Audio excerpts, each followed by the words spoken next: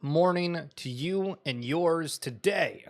We're going over the amount of liquidity that's flowing in the space that's going to be continuing to come in the space. And a lot of people are saying, hey, we could see a crypto crash.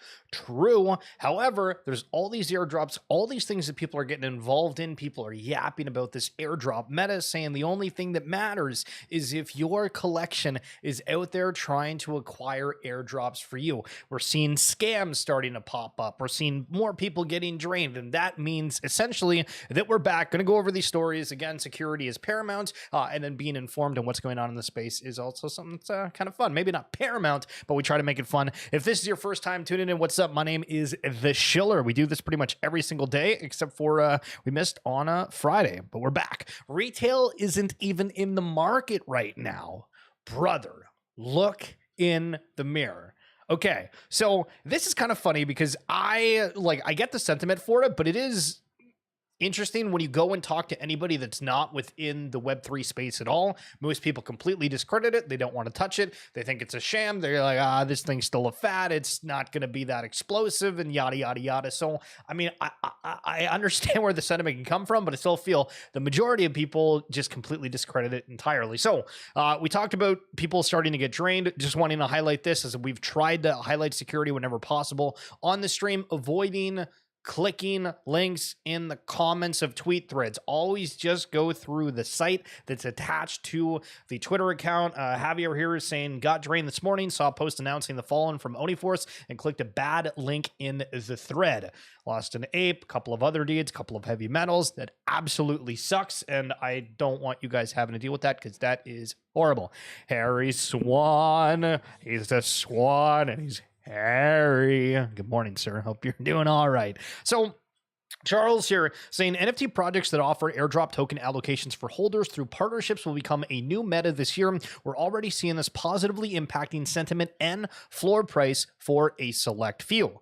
So I responded saying, so tokenized everything is here. And it feels like we're going in that direction where literally everything is tokenized. And, I even have a hard time grasping this to an extent because is it possible that we can literally tokenize everything? And then you think, okay, well, every single item that you buy, no matter what it is, you pay for. So what's the difference except for the fact that one's a digital thing versus a physical? And so there's going to be, I guess, this connection between, and let me know if you guys can hear the bird in the background. I'll go check. I opened the window and there might be some birds outside, and that's why he's going Looney Tunes. Now, we're going to be talking about some other things that have gone kind of poorly, including one of the applications that was supposed to be building on Blast that ended up rugging. But at the same time, we're seeing a lot more confidence in the space as a whole. And what I mean by that is you see a link and everybody jumps to it, right? Like I posted the other day about some airdrops that I'm getting into and I'm like, okay. And then I'm like, okay, hold on a second. Like if something goes wrong with these, like I'm technically highlighting some that is a rug, right? And obviously we've talked about a whole bunch of different projects. And if you go, you can see a whole bunch of interviews with teams and a lot of them ended up going absolutely nowhere. But people are hearing about these new things. They're getting excited about it. And Canto was one of those. And Banterlytics here saying, anyone remember Canto? And I do. I have no idea what happened with it, but it was another ecosystem that people were hyped up initially on. And it feels like it kind of faded to the wayside. So the particular issue that happened with one of the collections that was launching on Blur, or said they were, was Risk. And this is exactly why I shared this message coming from Mooncat2878. I just got rugged for the first $12,500 investing in Risk on Blast. They removed their account and they rugged at least 500 ETH in total. Sucks to see it happening now already. I guess I'll be sticking to projects that won the contest from now on. Expensive, lesson learned. So we're back to that confidence thing where people are saying, hey, this is building on this ecosystem. You want to have money? Here you go, right? Now, with this said, there's a lot of people that were harping on Mooncat saying, why didn't you do your own research? But like the official Blast, or I don't know if it was Blast or Blur, or both of them, actually quote tweeted that collection. So it was technically like, I guess we'll call it like verified when a account does that, but I guess the due diligence and everything else is going to come around a little bit more. So we're seeing a lot of new hyped up mints, right? So from Persona to Crypto Undeads, and I've always been kind of like hesitant about it just because it feels like there's these random hypes for the mint and then it completely goes to the wayside. And this is exactly what we saw with pretty much every collection ever, and why I've been vocal about it is because everybody's like, oh my god, it's unrevealed, this is going to be the next WAGMI, and 9 times out of 10, it's usually not that case, or it can be, but it doesn't happen right away. And because teams don't launch something initially within that first month, the biggest hype period was that initial mint. So Crypto Undead's at 4 SOL. Mint price was 3 SOL. All-time high was at 23. I knew this was going to happen. Awful execution.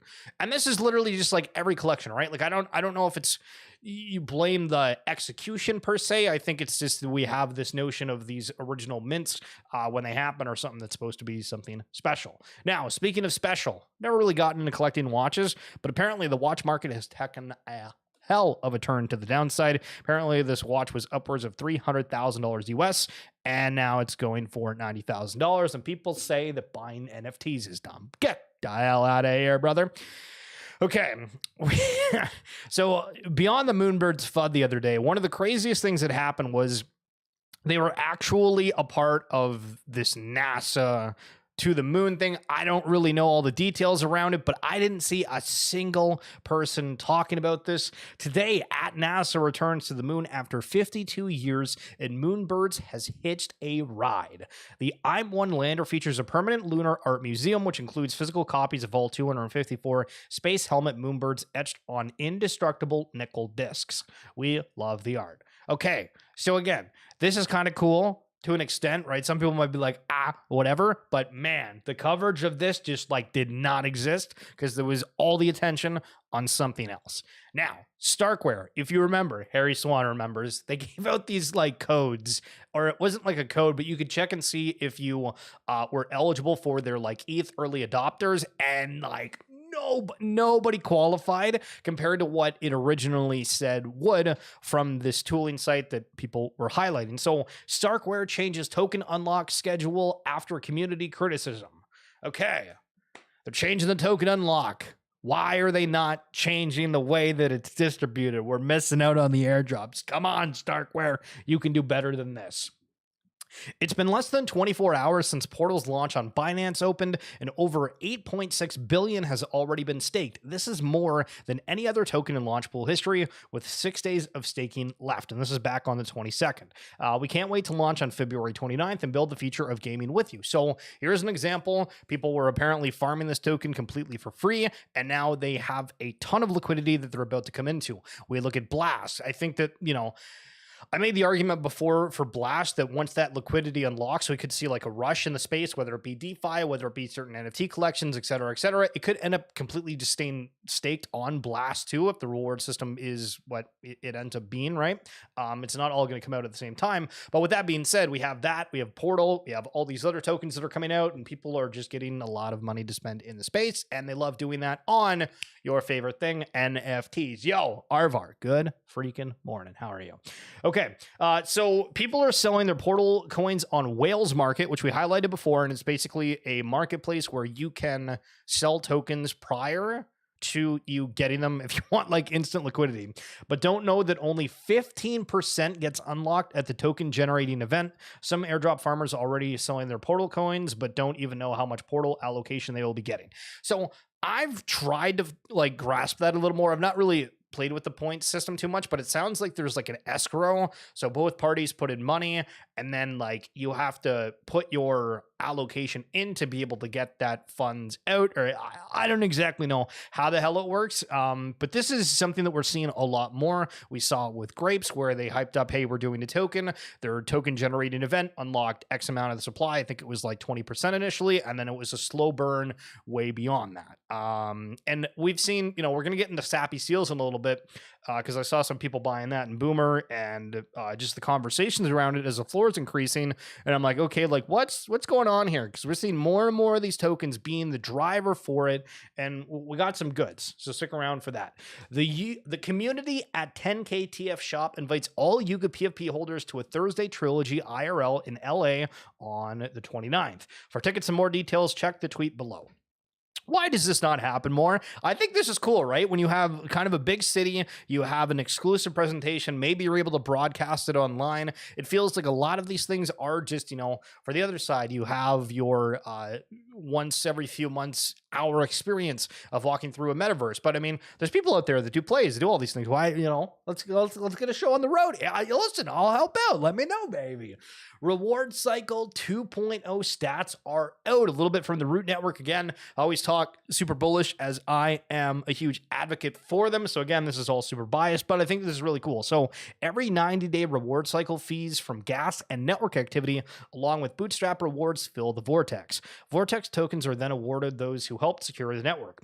Vortex tokens represent a percentage of the Vortex's total underlying pool. So basically, if you stake Root, you get Root, XRP, Silo, Asto, and as more collections launch and do their own token, that is also going to be fed into the Vortex. And one of the reasons why I'm super high on what Root's doing, because the way they design the tokenomics from any kind of trades, from the NFTs to the tokens, it all has like a fee that goes back into the Vortex, and obviously more people staking, less supply, yada, yada, yada. Or supply for sale. Need to clarify. Thoughts on the FV tickets? So that's another thing that came out. If you haven't seen, they're doing Racers, which is a carts AI game. It kind of looks like Zedrun, to be honest, except for Zedrun, they had breeding and some extra components to it. You basically bought a horse or bred a horse, and you were able to enter it into a race. It costs anywhere from $2 to like $100, depending on the prize pool for it.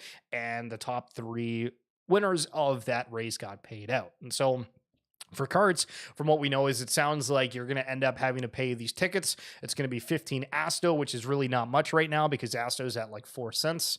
And then you're able to enter in this race. And I'm probably going to assume if you get top 3, then you'll get a payout in Asto based off all of that. Now, the only thing that's going to like fluctuate with that is how much Asto is in each of these pools. Is there a way to automatically set it? I think one of the problems with Gods and Goblins right now is that you always have to like recheck the tab, keep it running, even though you don't really do anything. It'd be cool if I could leave the tab open and it just kind of automatically go as it knows that I have that tab open, but maybe they don't want people farming that, which I don't, Arvar, I don't know if you saw my Twitter the other day, but Captain KBD responded to me saying the rewards are just for now. So I don't know what's going to happen to Gods and Goblins if those rewards end up going away, because I feel like that'll be a little strange.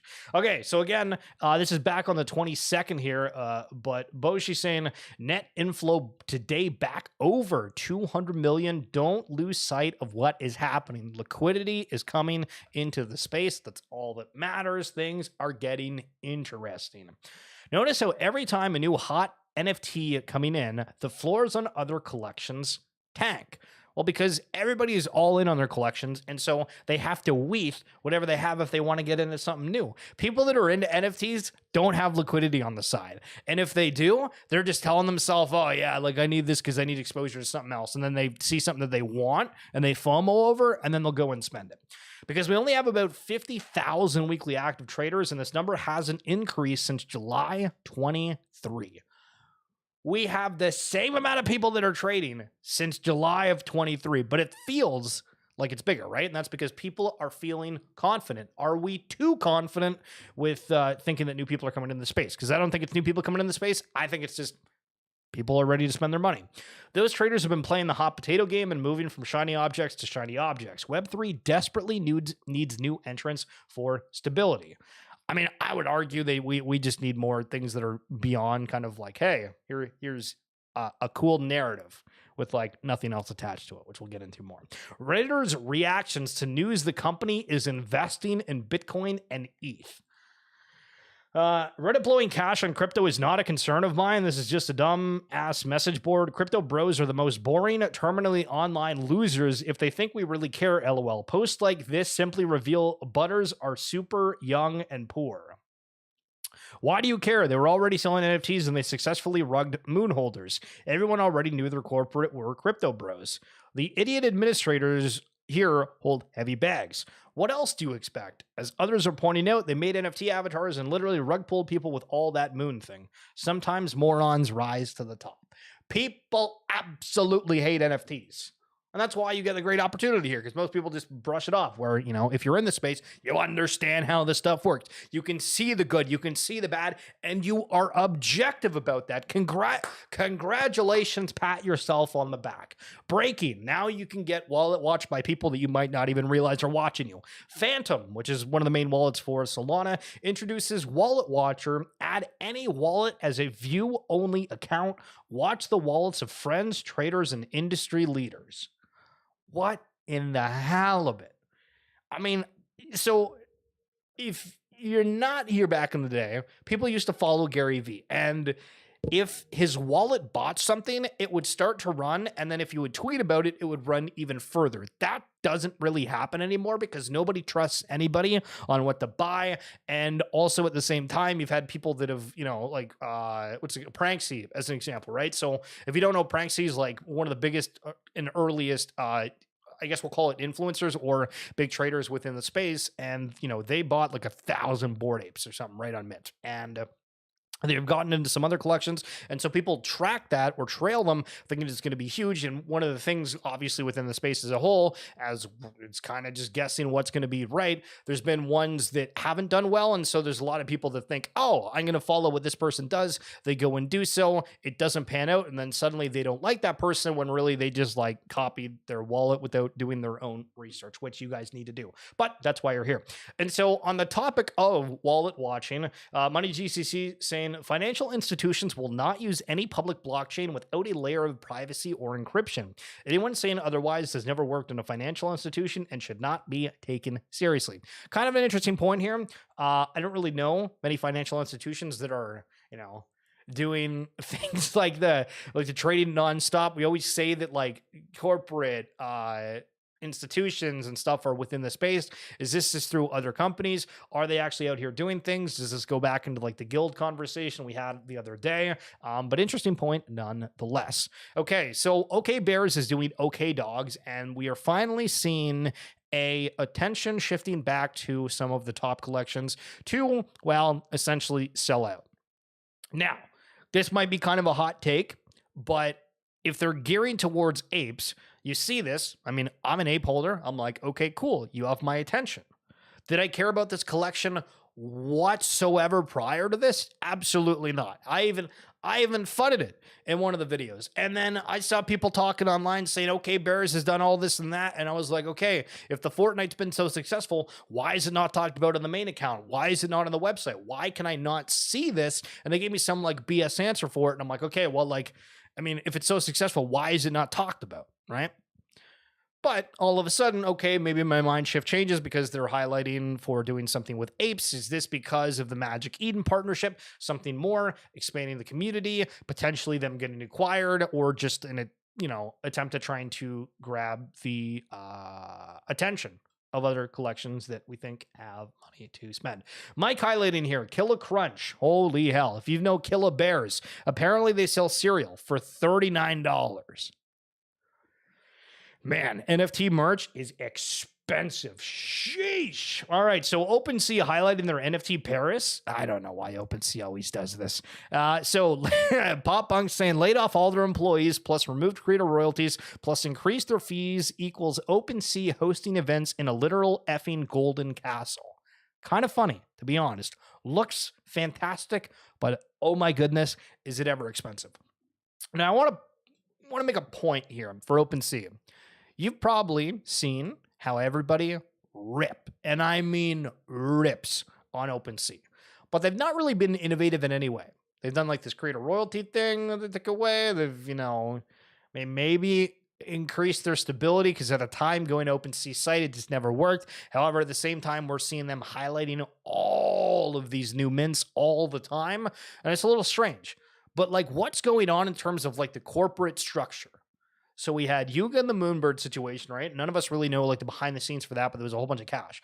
But why is OpenSea not really innovated in any sort of way over the past year? Is somebody else getting the funds for them? Or is their team just kind of, I guess we'll use the term lazy? Why hasn't there been more for OpenSea while we're seeing so much traction from all these other marketplaces? Another story that's kind of interesting that I've tried to highlight before. I'm pretty sure that I brought this up last week before this went everywhere. So if I got a ghost watcher out there, Appreciate you. Anyway, today I learned that VFriends expires in about 2 months. Here is it confirmed on their website. Really hope Gary V extends this. So basically from day one, they said that VFriends was a 3-year ticket access to VCon, and that was basically the only thing that it was for. Obviously, they're building out like this entire brand, but the VCon tickets, from my understanding, was like the only legitimate form of utility that was promised. Now, we've seen like the Elegant Elephant or something with the winery. We've seen some other there was one that was about an ape and they had like a jacket and something. You had to pay for it, but it was exclusive access for it. But the VFriends token as an art and collectible lasts forever. The additional underlying benefits of VFriends access, including the gift and admission NFTs, will expire May 4th, 2024. So people are spending a ton on those gift goats, and I think there was like a Beeple piece, and they did a Drifter Shoots piece at a point, and they basically got airdrop these NFTs, but for the other ones, it was just VCon. So that's going to be interesting to see what happens if there is anything else for that. Let's talk about Persona a little bit. If you don't know, it's like a newer anime collection that went out, ton of FUD, ton of people loving it. But, you know, it's one of those recent hype that meant. So Gorilla saying, by far my worst collab experience since starting in NFTs in 2021. Everyone was privately complaining they can't get a reply for weeks, effed over their community by not rewarding the point system, auction for max extraction, horrible gas on bidding, pay more gas to claim refund the NFT, allowing listing while trading is disabled. That was a weird one. The art is nice though. So going into this a little bit more, here's a bullish post, and I tried to make this yesterday. Yo, CryptoPuck, what's going on, brother? I tried to make this post yesterday because I thought it was kind of funny and like super relevant, where my entire timeline almost every single day is people that are flaming a project and then people that are bullish on our project, and it's just boom, boom, boom, boom, and everybody walks out with a black eye. It's crazy. Okay, so here's the thread why I think Persona will outperform many other anime PFP projects. These are my own opinions and not financial advice. So first of all,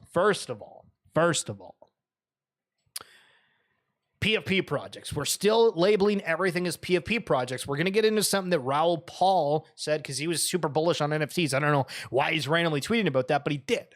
But we're still in the notion of PFP projects. We have not broken free of that, but, you know, I've heard a couple projects are working on just doing that. You know what I mean? All right, so this will flip Azuki. That is, one's at 0.4 and Azuki's at like, what, 5 each? Azuki was overhyped and still is. This, I agree with. If you check my video, I went over all the websites and things and like how they don't really explain the value prop whatsoever, and Azuki is absolutely up there in that. But is it overhyped? I don't know. Persona has proved its worth by innovating in the space with things like BBT, ERC 721A. I thought that Azuki did something similar where they came out with ERC 721. Didn't Azuki do something that was also groundbreaking like that? Golden Persona auction, Twin Persona jacket, Persona Vegas event, Peens collection, and much more. Much more. Stay tuned. Oh, wait, hold on. I think this is... Okay. This is a joke thread. They had a very smooth and successful mint. In fact, I was able to mint 2 pieces while paying less than $7 in fees. Undoubtedly an amazing feat in gas optimization. Early BAYC vibes. Okay. Listen, I thought this was going to be a thread that was like a banger defending it. It was just making fun of people that think that it's going to flip Azuki. Okay, cool. I got guys. Rip. Okay. Persona public auction might be a disaster for minters, but it's a big win for the team. They successfully raised 5.4 million. That's 1.4 million more than what their head company, Unagi Studio, got from Binance. So Persona does have a studio that's behind them. They're building a like European basketball type fantasy game, as well as like I don't know if it's Serie A, but like a European football one as well. And the best part, they have full control over the project and no VC telling them what to do.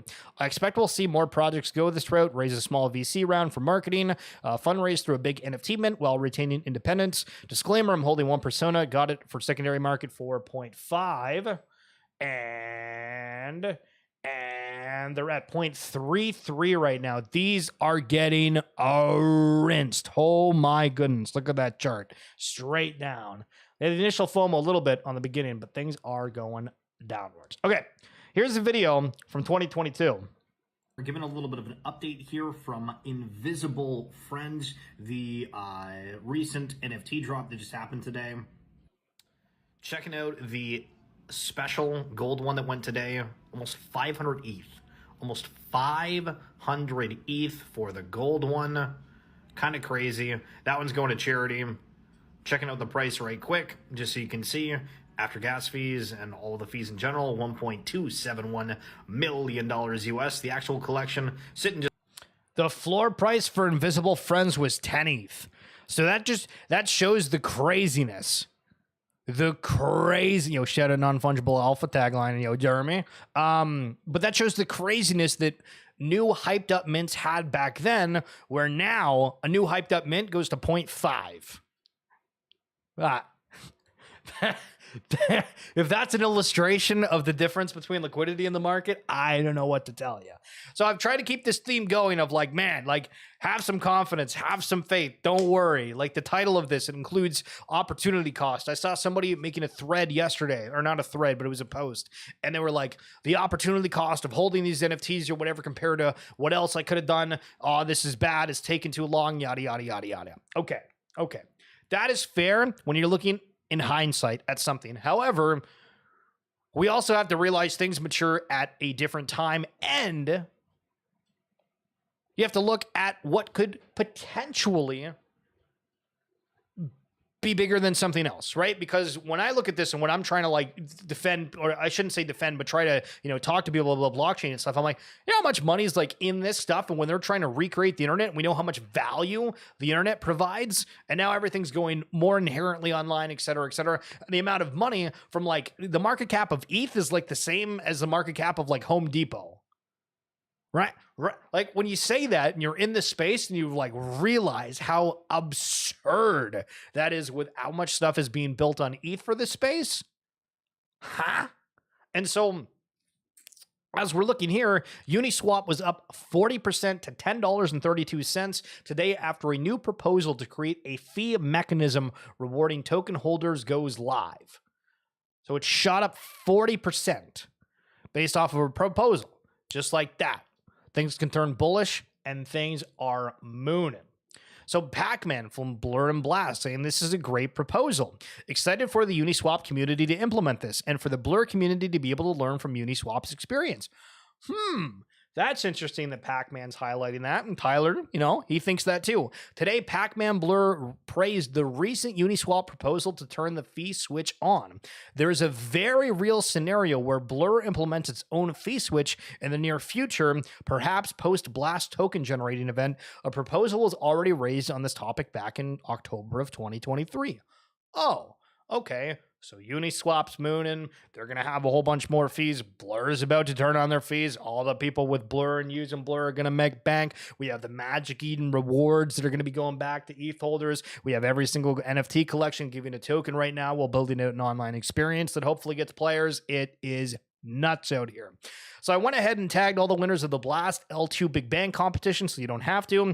If you've locked any ETH on Blast or staked Blur, you probably are eligible for points on the majority of these platforms. So I went through the beginning of this list because the first one here, and none of them had it. There's 4-ish of them in total that do give something that were a part of the winners and or not a part of the winners, but offering some kind of allocation of tokens for their own token, because we're tokenizing everything if you have bridge to Blast. So if you check my most recent YouTube video, you will be able to see in the comments, in the description, I highlighted all the ones that are a part of that. And again, check out the video that just talks about the airdrops that I'm in that I posted the other day. Okay. Raoul Paul here. This is interesting. I wrote an entire big thread about responding to this, and then I deleted it because I'm like, nobody cares. But here we are.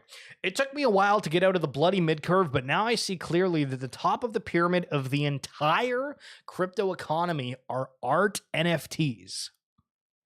And in particular, deeply culturally relevant and truly pioneering digital artists. They'll only get more expensive in time too. Art NFTs are the left and right bell curve. All other NFTs except punks are mid-curve. That's fine, and many will be valued, but not in the same ballpark as the rare art. Okay, somebody tell me this guy's got a fat bag of art NFTs. This is my point earlier. And yeah, listen, feel free to argue. You guys are giving me a huge ego here. Nobody's saying anything. Nobody's arguing with points that I'm saying. Well, maybe I'm just right about everything. Not. He's talking about art NFTs. We still have static NFTs. Somebody posted on something that was regarding fluff the other day, and they said, yeah, static NFTs aren't it. Okay, I'm like, number one, it's not static. There's way more to it. People are just like uneducated about it. That's fine. But when we talk about art NFTs, well, I mean, what other NFTs are there? Think about that for a second. What other NFTs are out there that aren't just art NFTs? Okay, we can say some gaming ones. Maybe they'll allow you to play a game. Okay, sure. No, most people don't really care about that. Yo, what's up, Emtol? How are you, brother? There's reward system NFTs that sometimes are like a pass, right? So for like a Web3 experience or something, we're gaining extra points. Like for parallel finance, they have like the Paris-based metals or something like that. And it's supposed to like increase your token yield at the token generating event or something, right? But when you keep going down the list here and you think like, what else is there in NFTs besides just art NFTs right now? And so to make this statement, I get it. If we're talking about like right now in this history of time, sure, it's art NFTs. They're like the greatest thing in the crypto economy. But as it evolves, as you know, we're supposed to have these AI agents, as we're supposed to unlock more experiences, as we're supposed to potentially getting more yield on something, I think that it's going to change. And sure, like, you know, top of the pyramid, people recognize these big art pieces. They, you know, they say Beeple, they say X copy, they go down the list. But I don't know. Maybe I feel like weird about this is because like I'm not insanely bullish on like specifically art NFTs. And I think that people are going to want more than that, right? Because half the people you talk to, what's the idea with it? They're like, oh, you screenshot the NFT, right? Yo, tickets, true. Anybody got some tickets on them? True. But yeah, I don't know. I just thought that was interesting. But almost 600,000 views here. Raul Paul talking about NFTs. Tell me that we're not back. You know what I mean? Speaking of more liquidity coming into the space, Creeps is talking about airdrop season. If we click on this, it says dumb shit only. Okay, dude. Rebirth, all rights reserved. Where's the info? These people on their sites. Okay, I quit. I'm done. It's over. But there we go. More airdrop coming. More people ready to buy your bags. If you missed it on the weekend, if you're an NBA fan, Waj bomb, the one and only ESPN senior NBA insider got hacked, and he was like, the platform of Top Shot is now expanding to Ethereum. Go to topshot.org to get your free pack now. And now a lot of people right away were like, okay, it's not topshot.org. And a lot of, you know, I quote tweeted it being like, okay, like, did he turn off the comments because it's about NFTs, or like, is my man's hacked? But apparently it shot up the Top Shot volume by 20% because Waj got hacked. How the hell does any of this shit make sense?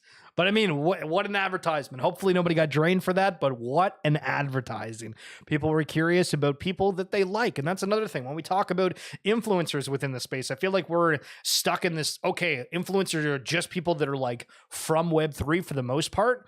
But when you have people from the outside that people like really like when we're talking about Reebok and Futureverse, right?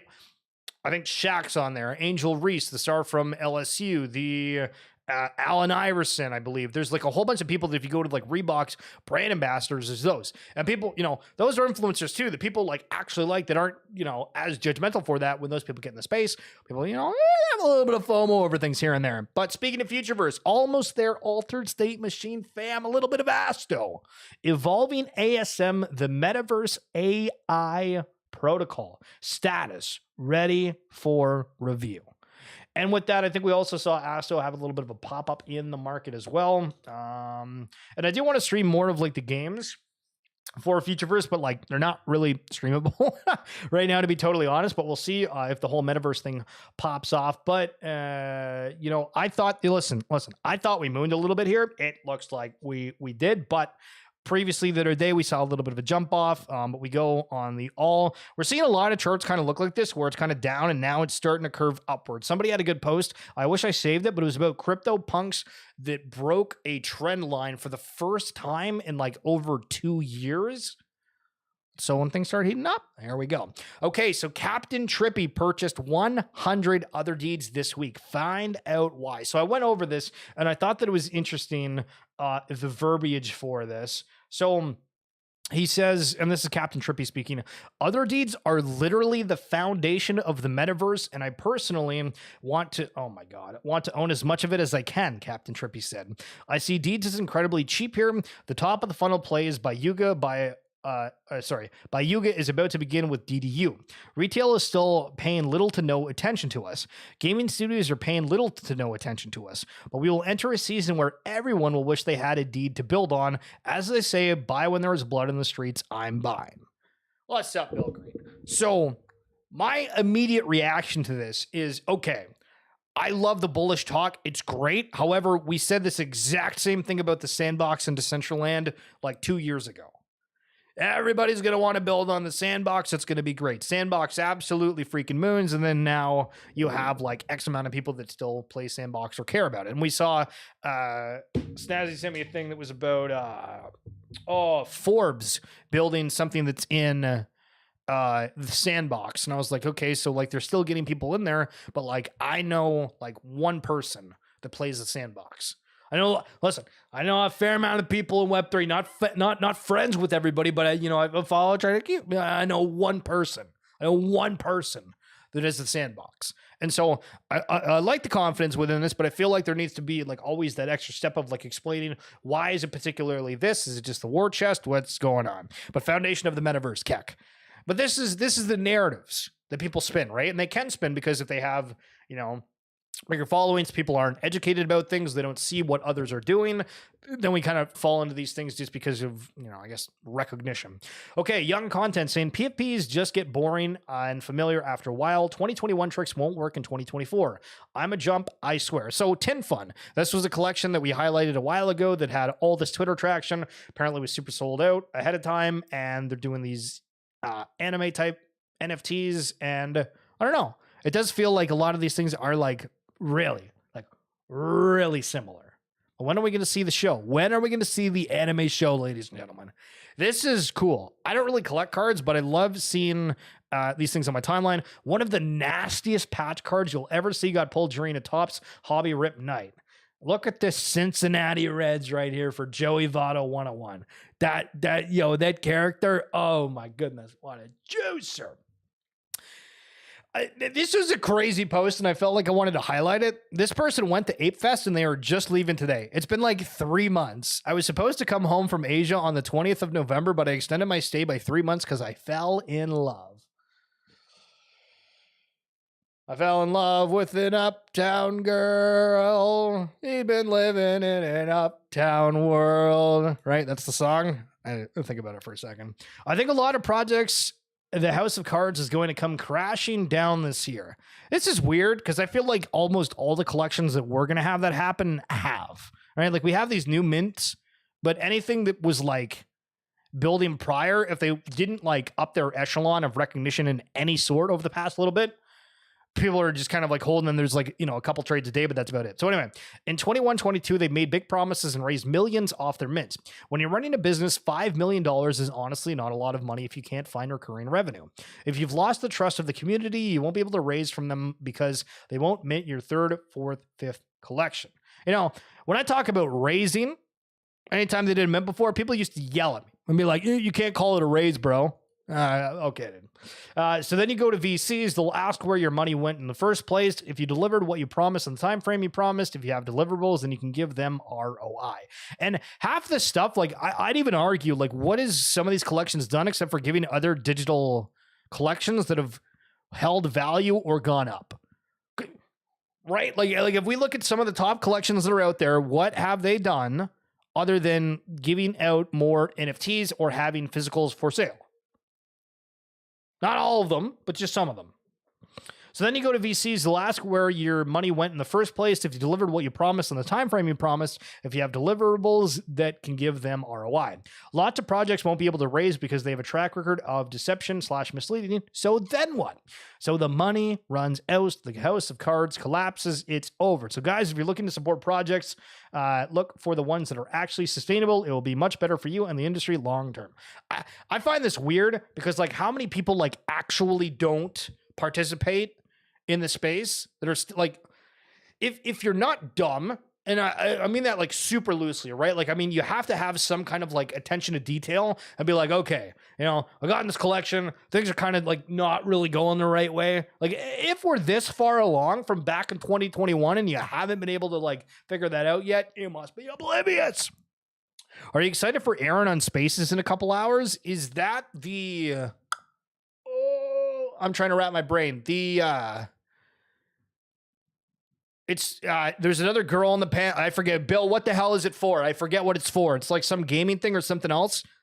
I don't know if I need to. It's funny because I'm recording these things and posting, but I don't understand it. Like, why are these companies' collections like the Redbeard people? They uploaded it on like their website as like the VOD afterwards, but it was nowhere on Twitter. I posted that yesterday. They had the New Zealand fun thing. I posted that instantly as he was doing it. Like, come, guys, we're talking to Aaron McDonald. Can we have a little bit of speed and getting the information out there for the people that didn't do? Candy Digital, thank you.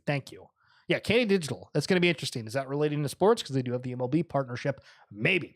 So, talking about Moonbirds again and the Sandbox because kind of relevant to what the discussion just was about the metaverse land, etc. So, Sandbox back in the day bought this Moonbird for 350 ETH or $1 million. So, these collections go out there. They try to get attention from things, right? And I don't know. Maybe I can jump ahead here. So, I've tried to make this point, right? And so Boomer posted about the Sappy Seals. And he was like, I didn't even join the community and seals are following, commenting, and help me understand what is being built. Crazy change from the typical community vibe and the thing. So huge engagement for just talking about seals, right? And so we're going to get into the seals tokenomics in a second and whatnot. But I think one thing that people really need to realize on top of this massive liquidity is you just can get into a collection and get attention if you end up buying a grail or sweeping the floor. And I really think that there's going to be people that come into the space and do that. That flooring guy, the FLC, that dude posts every single day of him sweeping a collection and all this and trying to bring attention to what he's doing and getting people to trade on that platform. And so like for the Sandbox, why the hell did they make this purchase of like $1 million way back in the day for this? So getting the attention, all the Moonbird holders, hey, we're going to buy your bags, come build on Sandbox, et cetera, et cetera. And then it's like, yeah, okay, dude. Now, I'm not, well, actually, you know what? Let me just bring it up. Don't be lazy here, Shell. Don't be lazy. So I tried to highlight immediately as the floor started ripping that guys, here's some other collections that you bought and the floor price that happened. We had a spike and then it immediately crashed. Okay. Wow. Look. This is all an attempt at being educational, right? And I had a DM from somebody that they literally said, yo, thanks for highlighting the Moonbird sale. You made me like 0.3 ETH because I bought as soon as you said that.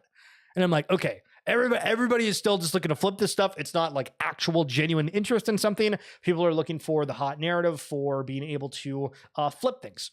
So Sappy Seals. I need to ask if anybody in this chat has a Sappy Seal because I was confused as all hell regarding their tokenomics. So on my quick read here, basically they were saying that the supply was supposed to be infinite for their Pixel token, but now they're reducing it to 500 million. People that were staking seals got 78% of the token, which it sounds like for any of the token that's left from people that hadn't staked, theirs for a while is going to go back into this community pool. But it says the emissions will end March 31st of Q1 24. So does that mean that the entire Sappy Seal token is already out there, that's in the NFT holders' hands? Because I guess if we're trying to make an argument and saying that like 78% own this token, and that I just assume like on average an NFT collection has about like 3,000 to 4,000 people. So 4,000 people have basically 80% of the entire supply of a token. That's holy jeez. That's going to be huge. But we're seeing Sappy Seals going on a little bit of a run.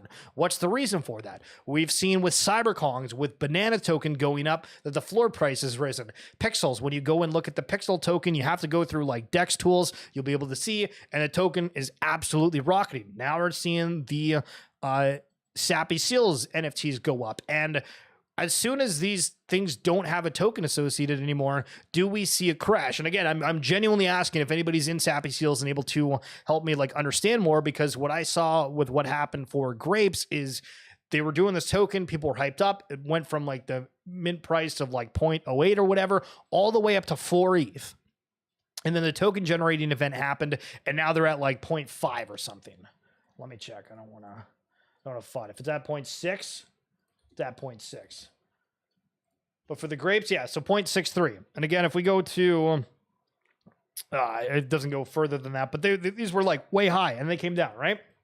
And it's because the token was available at the beginning as like the main thing, and now it's still earning that token, but because the token went from like 15 cents on like the first day down to like below 3 cents or around 3 cents right now, people don't want to pay attention as much to it because of this token. So everything right now in Web3 is reliant on the token. And if you didn't know, Persona, if you check out their site, they say that a token event and exchange listing is coming up in Q1, and they don't have a token out there yet. So that's probably going to go to the Persona people.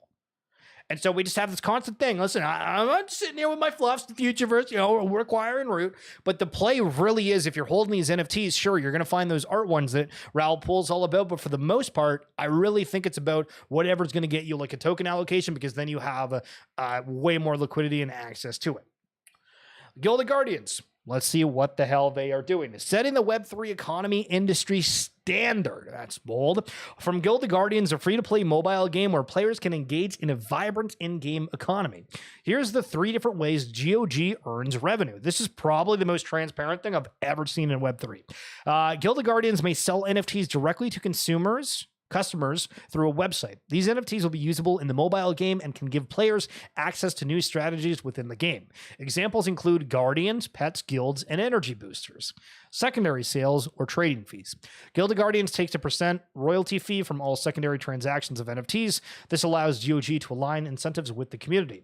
In-app purchases. In-app purchases will be available for players within the Gilded Guardians game.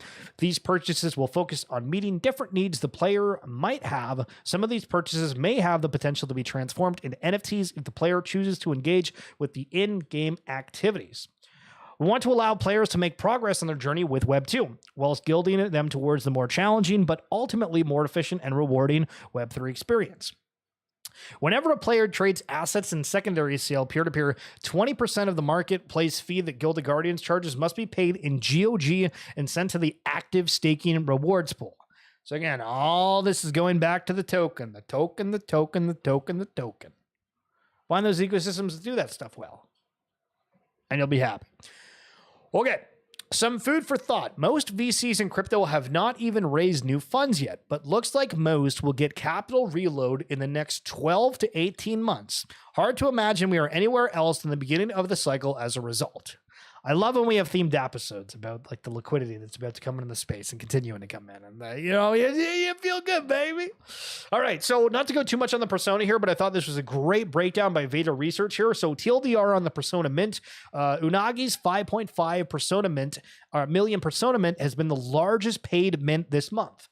Floor price stabilized at 0.45 ETH or $1,300. Equating to a market cap of 12 million.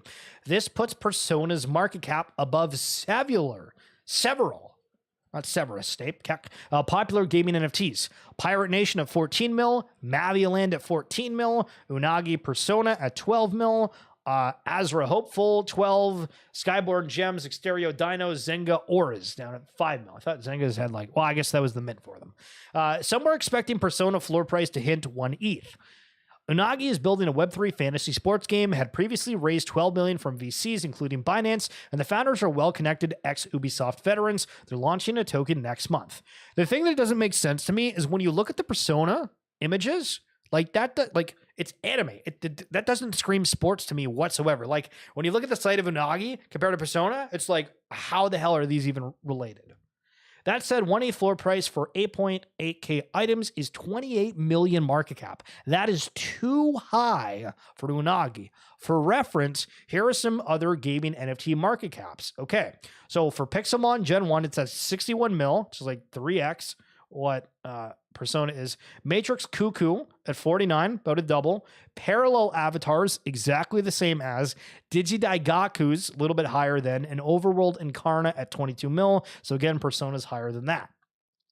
The minting experience was frustrating overall for non-whitelist participants. 1/3 of the mint was reserved for whitelists. The rest was a public sale. Unagi experimented with the max bid auction structure similar to Age of Dynamit. You can max bid up to 0.9 ETH, $870. Unagi supposedly would run a raffle among the top bidders and randomly pick successful ones. Paid mints with a fixed price would typically result in gas wars, as degens would try to outbid on gas to mint the NFT. The problem with popular max bid raffle auction structures is that no matter how much you pay for gas fee, you can still not be eligible to mint due to the raffle randomness. This is expectedly frustrating for those who paid the highest gas fees to mint. So there's a little bit more of that. We're not going to go all over that because I know you guys get bored because we're trying to make things snappy here. Hoddle, I just talked about Sappy Chills and you weren't here. Oh my God, kill me. But it's interesting when you're looking at market cap and comparing these other collections. Do you think, hey, this other one's going to do something better? Is it going to get more recognition? You kind of go down the list and it's interesting, I think. The Doodles Playbook. Entertain, engage, exchange. Hoddle, if you have time to type, let me know. I'm trying to understand the Pixel token. It sounds like there's going to be no more token available except for playing their games, as 78% went to seal stakers, or is the seal staking going to be going on beyond the next 30 days? Any insights? Feel free to let me know. Okay, so in 2024, Doodles will transform the entertainment industry. Okay, by reimagining a more equitable co-created future for IP development. Below, I break down our playbook and the state of play in entertainment today. Doodles will be one of the most beloved brands in the world by entertaining the masses with world-class IP. What's your thoughts on this? Do we think that Doodles is world-class IP? A lot of people I see in the timeline say that Doodles is one of the only collections they believe could actually hit mainstream adoption. I mean, Cool Cats maybe want to have a word, but, I don't necessarily disagree. Converting passive audiences to active community members by engaging them in the studio and facilitating the exchange of digital collectibles. The days of traditional media broadcasting are over. In their place, we are reimagining a bi-directional relationship with the community where actions proliferate and deepen the Doodles universe are acknowledged and rewarded. The studios want to tell you it's never been harder to launch new IP. That we have to settle for sequels and derivatives because it's too risky to take a bet on something new. I love this. Okay, I absolutely love this. Now, I'm somebody that, I'll rewatch The Lord of the Rings, Harry Potter, go down the line. I watch the same stuff. I don't really look at anything new. But this is a great point that we always just see sequels. We don't really see any kind of new IP whatsoever ever hit the market. And this is kind of interesting.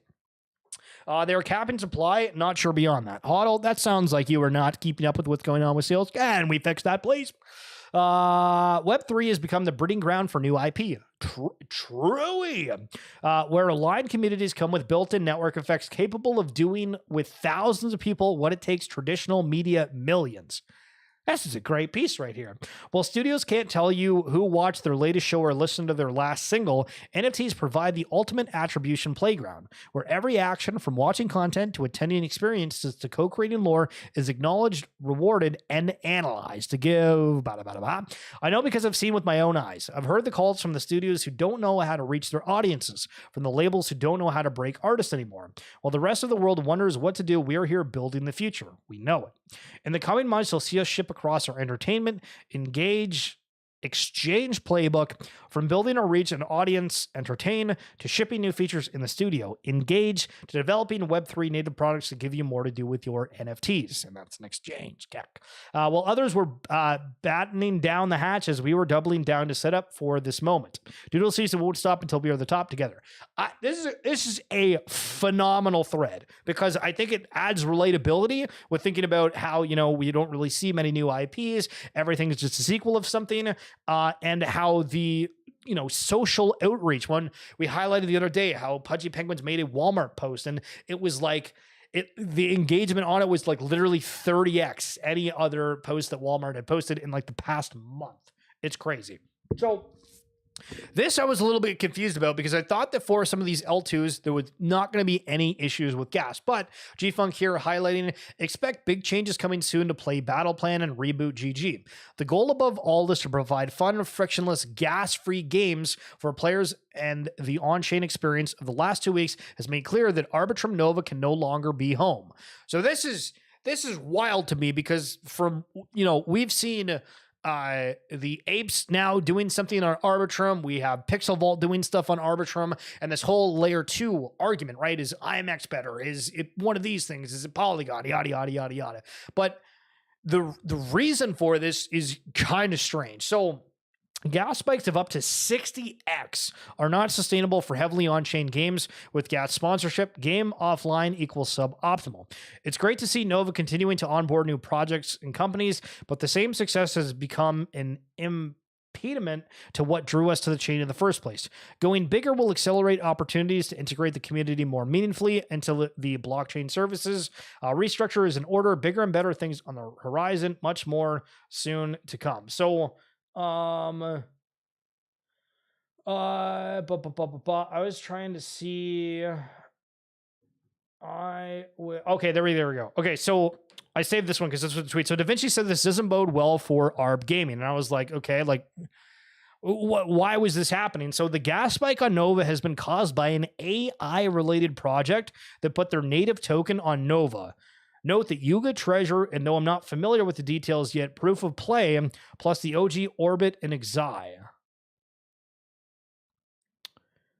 I don't know what he's saying by this. I guess that like more of them are coming on, like Yuga and Treasure is going for ARB. I'm not really sure, but Buffalo Battle Plan has been down the last 2 days. Some AI traffic on Nova running up gas, I guess. Okay, so yeah, that's a TLDR on that, is that I guess something's going on with Arbitrum Nova that has caused issues. But again, I thought it was something that couldn't happen for, but I'm an idiot. So this is why we read other people's thoughts. Okay, so Gala Games apparently is doing a DEX.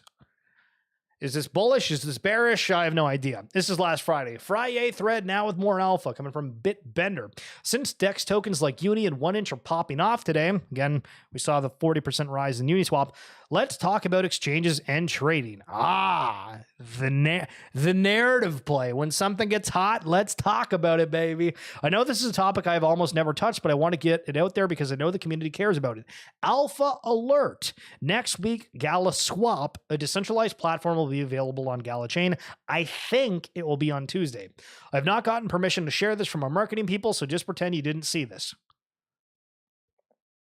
Okay, then. I want to take a few minutes to talk about the fundamental economies of on-chain trading. Here are some trades. I swapped $100 in USDC for Gala on Uniswap, and that cost me $42 in ETH. Oh, like, friggin' jeez. I hate ETH. It's awful. Swapping $100 in USDC for Gala on Binance, and that costs a taker fee of 0.1% or 10 cents. Okay, a little bit better than $42. Oh, jeez. I swapped $100 in USDC for Gala on Gala Chain using Gala Swap, and it cost me 1 Gala burned roughly 3 cents. Okay. So listen, we're going from 10 cents to 3 cents. In Canada, they removed the penny. Did you know that? They removed the penny. The last thing Canadians had was the penny, but they said just round up the number whenever you do something a couple of years ago. That's crazy, bro. One of the things is better than the other. The cool thing about Gala Swap and Gala Chain in general is that we plan to offer sex level trades and near instant finality with everything actually happening on chain. Our plan is to set the fee for both the maker and taker side of the equation at a 1 Gala burn for any trade of any size. The long-term plan is to allow the maker side of the equation to get a discount for the amount of Gala they locked in order to book incentive liquidity. Okay, so I'm not going to read all over this, but I think it's wild, right? When we have the arguments where we say, okay, so in NFTs, we have static PFPs. We have generally the same thing. We have merge drops, maybe a couple of access in this airdrop meta that everybody's pushing, saying we need, founders to go out there and get airdrops of new protocols because we just need people to make money because nothing else is happening with them. Right. And then so for these blockchains and we're going into this Gala Swap thing. And again, I have a founder's note. So again, I'm not trying to FUD, but it's like, how the hell do we still have all these things? We have infinite amount of exchanges. If you go and look at the Blast big bang competition reward winners, like 90% of those are just like perp trading, leverage trading, other kind of dexes, and like there was like one NFT project within it. Like, how are we still doing exactly the same thing as before? Now, I was listening to a podcast last night because I was playing old school RuneScape on my phone. I was trying to AFK at sand crabs, right? And he's, laying down, having a good time. And I can listen to the podcasts on there or audiobooks, whatever, because of the way the phone works. So I typed in Futureverse and I found this podcast. I can look it up if you really want me to, or tell you later. And it was these guys that were doing XRP. And they interviewed Aaron in like 2022. And he was talking about how, for like VCs and people that are going out there and building things, a lot of the times people get these money and they build like something that already exists, that's already out there. And it feels like when you're in the space, we keep seeing everybody doing the exact same thing, just in like a little bit of a different way.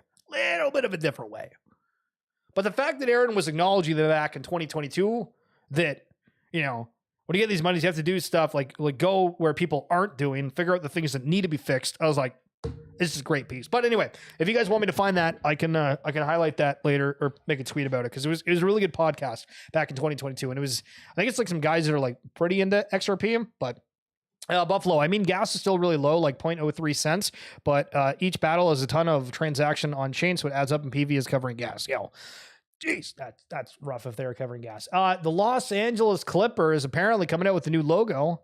How do people keep getting worse at this? I don't mind it. Listen, we're going on a cruise, baby. LA, Cruise City. Hell yeah, bro. All right. WTF, Yuga acquired ApeCoin. All right. I get it. But, my narrative about once the token goes up, does the NFTs go up as well? Am I right or wrong about this? Oh, look at that. Bored Apes up 2.37%, the same time that ApeCoin is up 14%. Remember, there's a token attached to an NFT. It now completely relies on the token to perform for people to be interested.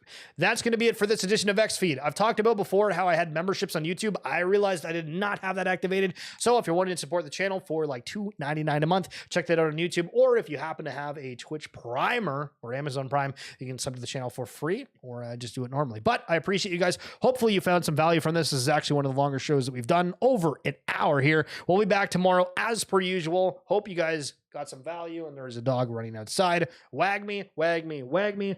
Caru, Buffalo, Hodl, if you're here again, do your own research. Mr. Bill, Somnia, Magnus, Dolly, CryptoPunk, Arvar, and the one and only Harry freaking Swan. Goodbye, good night.